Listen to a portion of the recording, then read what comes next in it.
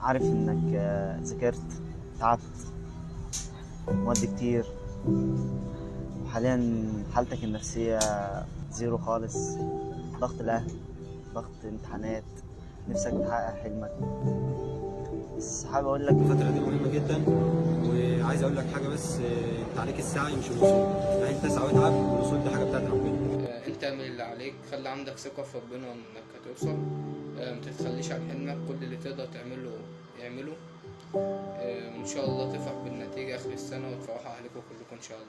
ولا يظلم ربك احدا، فانت عملت اللي عليك، فربنا هيديك على قد التعب اللي انت تعبته. عمر ما ربنا هيظلمك. فانت يا ابن الحلال لو شايف ان اهلك ما قصروش معاك، وان هم ميسرين لك سبل المذاكره كلها، وانت برضو ما قصرتش من اول السنه عمال تذاكر وتتعب، فما تجيش بقى في الاخر وتخسع وتستسلم. كمل للاخر. ما تبطلوش نفسكم، كل حاجة هتعدي، وافتكروا إن الغلط من عند ربنا أولا وثانيا ثم مذاكرة.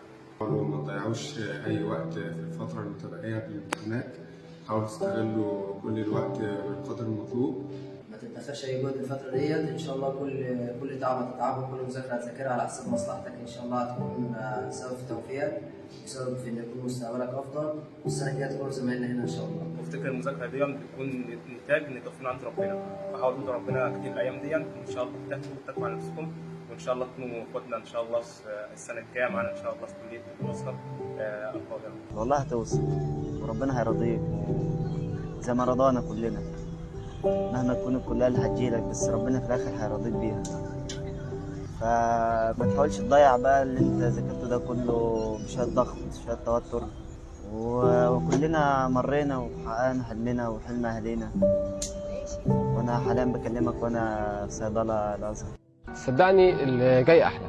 ربنا ما يضيعش تعب حد. مصطفى سعيد عليوة، كلية صيدلة الازهر. انا كريم الشيخ، طالب في كليه الطب جامعه الازهر باسيوط. وهيم هشام من كلية صيدلة.